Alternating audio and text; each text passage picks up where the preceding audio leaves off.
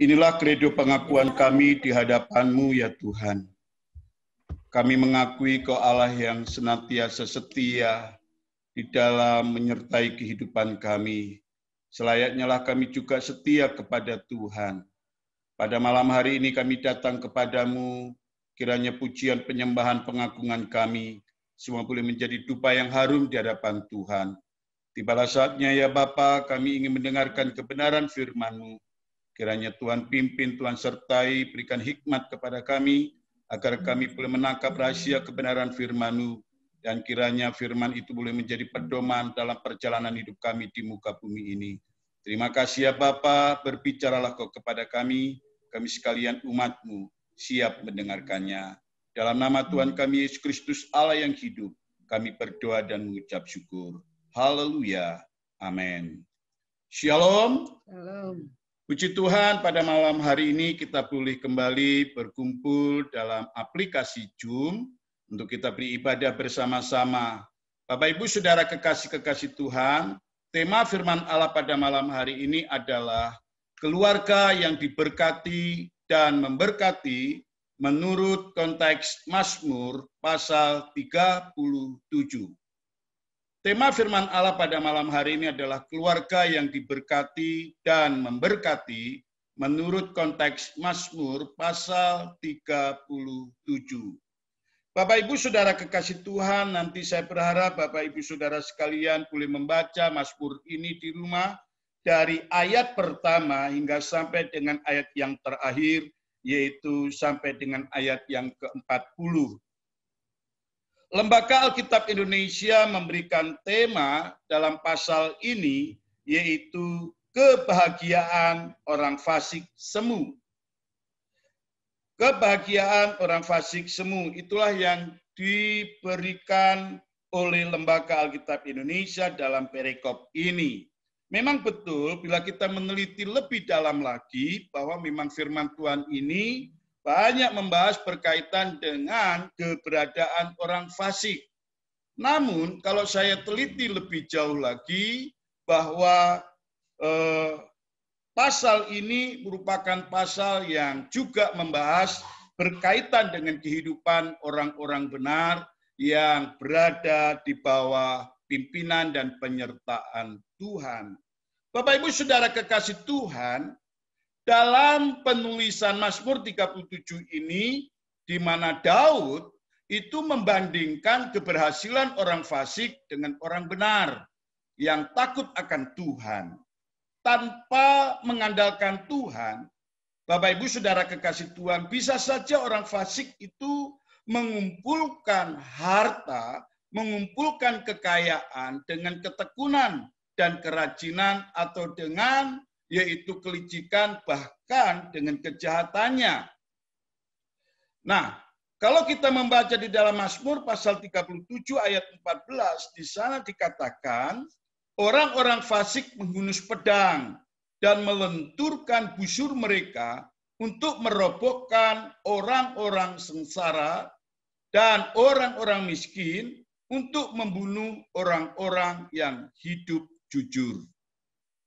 Bapak Ibu Saudara kekasih Tuhan, hidup orang fasik bisa saja seperti yang diungkapkan tadi secara materi memang ada kesan diberkati.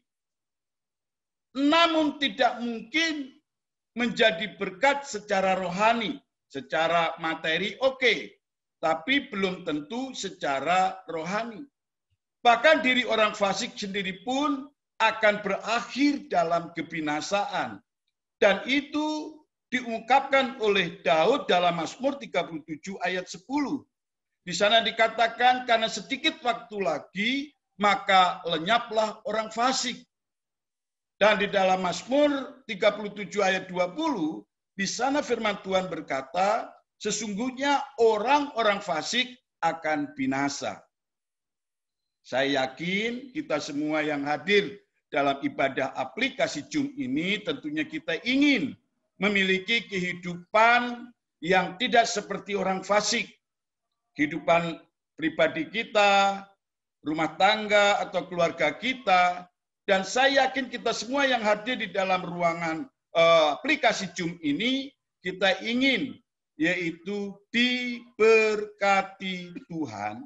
Bahkan kalau bisa kita berharap kita menjadi berkat bagi orang lain. Nah, yang menjadi pertanyaan Bapak Ibu Saudara sekalian, bagaimanakah agar diri kita, keluarga kita, itu dapat menjadi keluarga yang diberkati dan memberkati. Inilah yang perlu kita pelajari bersama-sama, dan salah satunya kita bisa menemukan di dalam Mazmur pasal 37 ini. Yang pertama, bagaimana agar kita ini, keluarga kita diberkati dan kita mampu memberkati? Bahwa yang pertama, jelas di dalam Mazmur 37 ayat 25, firman Allah di sana memberikan penjelasan kepada kita, tetapi tidak pernah kulihat orang benar ditinggalkan. Intinya, yang pertama adalah milikilah kehidupan yang benar. Itu syarat pertama dan bagi saya yang terutama. Milikilah hidup yang benar. Bila kita ingin diberkati dan kita mampu memberkati. Orang benar, Bapak Ibu Saudara kekasih Tuhan, tidak didefinisikan sebagai orang yang tidak pernah berbuat dosa atau kesalahan. Orang benar adalah orang yang percaya kepada Tuhan Yesus Kristus. Sekali lagi, ini yang perlu Bapak Ibu garis bawahi. Orang benar tidak didefinisikan sebagai orang yang tidak pernah berbuat dosa atau kesalahan. Namun orang benar adalah didefinisikan orang yang percaya, orang yang beriman kepada Tuhan Yesus Kristus. Bila kita memaknai arti ini, maka saya terlalu yakin bahwa yang namanya dosa itu bukanlah bagiannya. Kehidupan orang yang telah dibenarkan, Bapak Ibu Saudara kekasih Tuhan, jelas ditandai seperti yang dikatakan di dalam Mazmur 112 ayat yang pertama. Di sana firman Allah berkata, berbahagialah orang yang takut akan Tuhan, yang sangat suka kepada segala perintahnya. Inilah indikator yang pertama atau yang terutama berkaitan dengan orang benar. Bahwa orang benar itu orang yang hidupnya takut akan Tuhan. Keluarga yang menjalankan roda kehidupannya dengan benar, Bapak Ibu Saudara kekasih Tuhan, saya yakin, meskipun dia berada dalam kemiskinan secara materi, mungkin banyak mengalami kesusahan, tapi saya jamin, kehidupan keluarga ini pasti adalah keluarga yang harmonis. Diberkati menurut konteks hidupnya. Dan saya yakin hidupnya pasti mampu menjadi berkat bagi orang-orang di sekitarnya. Masing-masing anggota keluarga, baik itu suami, entah itu istri, dan bahkan anak-anak, akan bertanggung jawab di dalam menjalankan perannya. Kalau memang keluarga ini betul-betul ada di wilayah hidup takut akan Tuhan. Bukan karena takut kepada manusia, tetapi takut kepada Tuhan. Bapak Ibu Saudara kekasih Tuhan, takut akan Tuhan itu mencakup yang pertama, kehidupan yang senantiasa mendekatkan diri kepada Tuhan, itu orang yang takut akan Tuhan. Yang hidupnya senantiasa mendekatkan diri kepada Tuhan. Dalam segala permasalahan bergumul, dia selalu hidupnya adalah mendekatkan diri kepada Tuhan.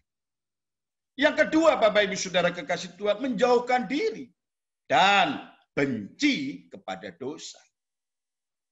Dan yang ketiga adalah melakukan kebenaran firman Tuhan dalam praktek kehidupannya sehari-hari. Inilah indikator-indikator tentang orang yang takut akan Tuhan. Yang pertama, kehidupannya senantiasa mendekatkan diri kepada Tuhan.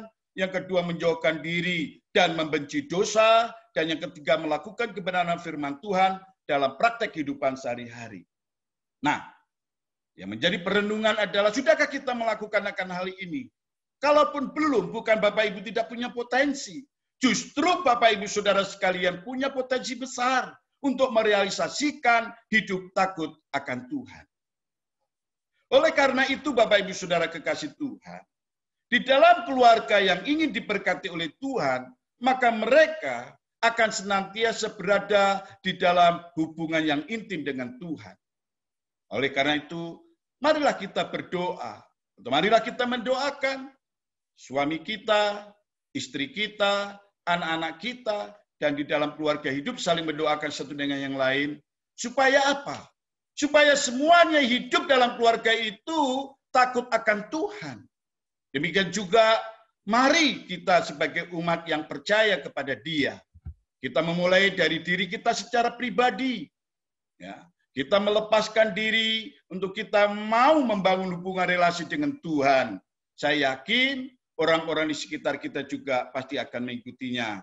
Khususnya bagi para bapak-bapak atau suami-suami, otomatis istrinya secara pribadi pasti akan mengikut. Ikut dan ikut berdoa. Di dalam Amsal pasal 22 ayat 4, Bapak Ibu Saudara kekasih Tuhan, firman Allah berkata, ganjaran kerendahan hati dan takut akan Tuhan adalah kekayaan, kehormatan, dan kehidupan. Orang yang takut akan Tuhan, ada 3 hal yang dimiliki. Yang pertama adalah kekayaan. Di dalam konteks kekayaan ini jelas, kekayaan secara materi, kekayaan secara rohani akan selalu menyertai hidupnya. Kehormatan, dihargai, dihormati, disayang oleh orang lain itu sudah pasti. Dan kehidupan. Bukan hanya kehidupan sementara, tapi kehidupan yang akan datang. Takut akan Tuhan adalah sumber kehidupan, sehingga orang terhindar dari jerat maut. Amsal pasal 14 ayat 27 mengatakan itu. Takut akan Tuhan adalah sumber kehidupan, sehingga orang terhindar dari jerat maut. Bapak Ibu Saudara kekasih-kekasih Tuhan, orang benar dijanjikan tidak akan ditinggalkan sampai anak cucunya meminta-minta. Tetapi sebaliknya dijanjikan bahwa berkat ada di atas kepala orang benar. Dan ini ditegaskan oleh penulis Amsal pasal 10 ayat yang ke-6. Di sana dikatakan berkat ada di atas kepala orang benar, tetapi mulut orang fasik menyembunyikan kelaliman. Itulah yang pertama, Bapak Ibu Saudara kekasih Tuhan. Mari kita berkompetisi untuk kita berlomba-lomba membawa keluarga kita untuk hidup takut akan Tuhan. Itu kunci utama bila Bapak Ibu ingin diberkati dan mampu memberkati. Yang kedua, milikilah kehidupan yang penuh dengan kemurahan dan belas kasihan. Hal ini ditulis oleh Daud di dalam Mazmur pasal 37 ayatnya yang ke-26. Di sana dikatakan, tiap hari ia menaruh belas kasihan dan memberi pinjaman dan anak cucunya menjadi berkat. Jika keluarga kita tidak mempraktekkan kehidupan yang murah hati, peduli terhadap sesama, dan penuh dengan belas kasihan, janganlah harap kita akan diberi kemurahan atau berkat oleh Tuhan. Maka dikatakan di dalam Galatia pasal 6 ayat 7, di mana Paulus berkata, jangan sesat, Allah tidak membiarkan dirinya dipermainkan. Karena apa yang ditabur orang, itu yang akan dituainya. Apa yang Bapak Ibu tabur selama engkau masih hidup? Kebenaran, kepedulian, penuh perhatian, ataukah sebaliknya? Engkau menjadi manusia lalim, tidak peduli, bahkan mungkin kau menjadi orang-orang yang membenci sesamamu, maka saya yakin bahwa bila itu terjadi dalam hidupmu, maka kau tidak akan pernah mendapatkan berkat Tuhan. Galatia pasal 6 ayat 10 firman Allah berkata, janganlah engkau jemu-jemu, katakan, janganlah kita jemu-jemu berbuat baik. Karena apabila sudah datang waktunya, kita akan menuai jika kita tidak menjadi lemah. Ayat firman Tuhan ini ingin menegaskan Bapak Ibu, orang yang kaya secara materi belum tentu otomatis kaya dalam kemurahan. Tidak jarang kita melihat orang yang semakin kaya, semakin kikir. Mungkin kita bisa melihat saudara-saudara kita, ya, Mungkin entah itu saudara kandung atau mungkin tetangga kita. Bahkan mereka tidak mau peduli dengan orang lain. Kemurahan hati adalah hal yang mungkin bagi mereka itu langka. Tapi bagi kita sebagai umatnya, itu adalah bagian dari buah roh yang harus kita impartasikan kepada orang lain. Galatia pasal 5 ayat 22 di sana dikatakan, tetapi buah roh ialah kasih, sukacita, damai sejahtera, kesabaran, lalu dikatakan selanjutnya kemurahan, kebaikan, kesetiaan. Dan kalau kita lanjutkan dalam ayat 23 di sana masih berbicara tentang buah roh. Bahkan Paulus berkata kepada jemaat yang ada di Makedonia, di sana di mana jemaat Makedonia adalah jemaat yang memberikan keteladanan dalam kemurahan. Di mana di sana dikatakan dalam 2 Korintus pasal 8 ayat 2, selagi dicobai dengan berat dalam berbagai penderitaan, sukacita mereka meluap, dan meskipun mereka sangat miskin, namun mereka kaya dalam kemurahan. Bapak Ibu Saudara kekasih-kekasih Tuhan, inilah yang perlu kita praktekkan dalam perjalanan hidup kita sebagai umat Tuhan bila keluarga kita ingin diberkati. Kasih itu adalah dasar hubungan antara suami istri. Ini yang harus didasarkan dalam hidup kita supaya kita betul-betul mampu menjadi pribadi-pribadi yang diberkati dan memberkati. Dikatakan dalam Efesus pasal 5 ayat 25 dikatakan di sana, hai suami, kasihlah istrimu sebagaimana Kristus telah mengasihi jemaat dan telah menyerahkan dirinya baginya. Bapak Ibu Saudara kekasih-kekasih Tuhan, marilah kita membangun hubungan yang baik antara suami istri dan juga anak. Ini kunci utama untuk kita ini diberkati. Mengasihi merupakan karya Allah yang luar biasa, yang perlu dan layak untuk kita teladani. Kita harus belajar untuk hal ini. Dua hal tadi mendasari kalau kita ingin diberkati oleh Tuhan rumah tangga kita. Dan bila kita ingin mampu. Kekayaan dan kehormatan Bapak Ibu Saudara kasih Tuhan bukanlah segala-galanya. Kejar yang utama yaitu hidup takut akan Tuhan dan dalam kemurahan hati. Maka kekayaan dan kehormatan akan menjadi bonus dalam keluarga atau rumah tangga kita. Dengan demikian, keluarga yang diberkati dan menjadi berkat bukan sekedar impian, tetapi akan menjadi kenyataan. Percayalah bahwa bersama dengan Tuhan, kita mampu mewujudkannya. Kiranya firman Allah yang singkat dan sederhana ini menginspirasi perjalanan hidup saudara sebagai orang-orang yang dikasihi Tuhan. Mari kita akan masuk dalam sakramen perjamuan kudus. Kita akan mempersiapkan diri masing-masing. Mari kita akan bersama-sama untuk menikmati roti dan anggur sebagai lambang tubuh dan darah Tuhan. Mari kita masuk dalam sakramen perjamuan kudus. Bapak Ibu Saudara kekasih-kekasih Tuhan, mari kita datang kepada Tuhan. Kami datang kepadamu Tuhan, kami mengucapkan syukur dan terima kasih atas firman Allah yang kami dengar bersama. Bila kiranya firman ini termeterai di dalam kehidupan kami, dan Tuhan melayakkan kami untuk kami dapat meraih berkat-berkat dari Tuhan. Dan jadikanlah kami alat Tuhan untuk kami juga memberkati sesama kami. Tibalah saatnya kami akan menikmati sakramen perjamuan kudus yang mengingatkan kepada kami bahwa Tuhan pernah mati di atas kayu salib, tubuh yang terpecah, darah yang tercurah, di mana itu bukti kasih Tuhan, dan ajalah kami untuk meresponi akan hal ini. Bapak Ibu Saudara kekasih Tuhan, peganglah roti di tangan kanan dan anggur di tangan kiri, atau cawan yang ada di tangan kiri. Jadi barang siapa dengan cara yang tidak layak makan roti atau minum cawan Tuhan, ia berdosa terhadap tubuh dan darah Tuhan. Karena itu hendaklah tiap-tiap orang menguji dirinya sendiri, dan baru sesudah itu ia makan roti dan minum dari cawan itu. Karena barang siapa makan dan minum tanpa mengakui tubuh Tuhan, ia mendatangkan hukuman atas dirinya. Angkatlah roti di tangan kanan dan dengarkanlah firman Allah. Sebab apa yang telah kuteruskan kepadamu, telah aku terima dari Tuhan, yaitu bahwa Tuhan Yesus pada malam waktu ia diserahkan mengambil roti, dan sesudah itu ia mengucap syukur atasnya.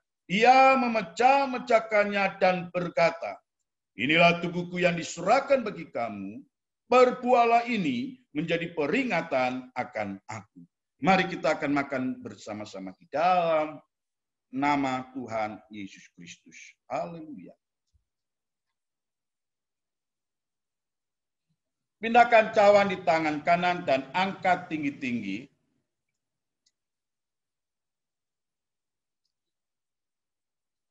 Demikian juga ia mengambil cawan sesudah makan lalu berkata, cawan ini adalah perjanjian baru yang dimeteraikan oleh darahku.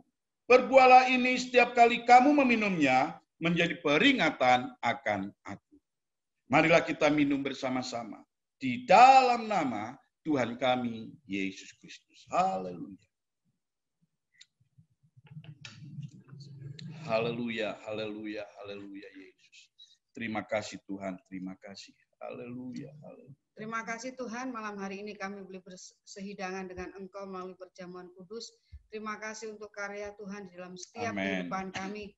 Terima kasih kalau kami masih diperkenan Tuhan untuk kami boleh melakukan ibadah lewat aplikasi Zoom ini Tuhan. Biarlah apa yang kami lakukan pada malam hari ini boleh menyenangkan hati Tuhan. Firman Tuhan yang sudah kami dengar boleh menguatkan iman percaya kami untuk kami dapat membangun hubungan kami dengan Engkau Tuhan. Mendidik anak-anak kami menjadi keluarga yang takut akan Tuhan. Terima kasih Tuhan, Engkau memberkati ibadah kami pada saat malam hari ini. Terpujilah karena namamu Bapa. Amin. Terima kasih. Pada malam hari ini Tuhan kami menyerahkan saudara-saudara kami yang saat ini lemah tubuh. Kami menyerahkan Ibu Markini ke dalam tangan Tuhan. Kiranya lawatan-Mu ya dan amin bagi hamba-Mu ini Bapa. Mujizat terjadi atas diri hamba-Mu dan kami berdoa di dalam nama Yesus. Mujizat kesembuhan boleh terjadi.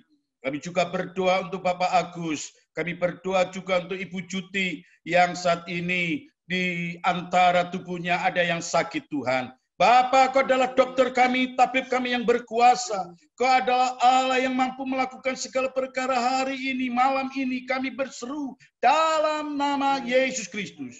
Mujizat kesembuhan boleh terjadi atas diri hamba-Mu Bapa. Kami juga berdoa untuk keluarga besar, jemaat anugerah khususnya, dan juga keluarga-keluarga yang ikut dalam ibadah aplikasi Zoom ini. Kami serahkan dalam tangan Allah, lawatan Allah boleh terjadi atas hidup mereka. Secara pribadi hamba tidak tahu apa menjadi pergumulan masalah dalam rumah tangga mereka, namun yang ku tahu Kau adalah Allah yang mampu berbuat sesuatu yang terbaik bagi umat-Mu yang takut akan Tuhan, yang menyerahkan hidupnya ke dalam tangan Tuhan. Hari ini kami serahkan dalam tangan-Mu, biarlah kehendak-Mu yang terjadi. Terima kasih Bapa, berkat-Mu tercurah atas hidup orang-orang yang takut akan Tuhan. Kami percaya Engkau hadir dalam hidup mereka, memimpin rumah tangga mereka, menjadikan rumah tangga mereka diberkati Tuhan dan memberkati orang lain. Terima kasih Bapak, terima kasih. Inilah doa sembahyang kami, semua ini kami perahkan ke dalam tangan Tuhan,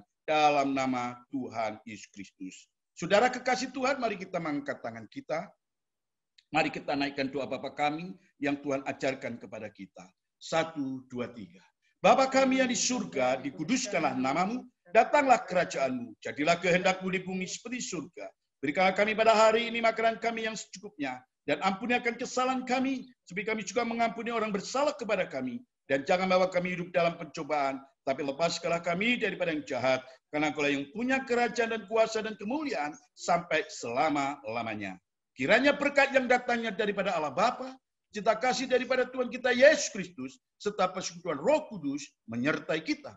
Mulai saat ini sampai Maranatha, Tuhan Yesus Kristus datang kali yang kedua. Terima kasih Tuhan, terima kasih. Semua yang percaya katakan, amin. Tuhan memberkati Bapak Ibu, Saudara sekalian.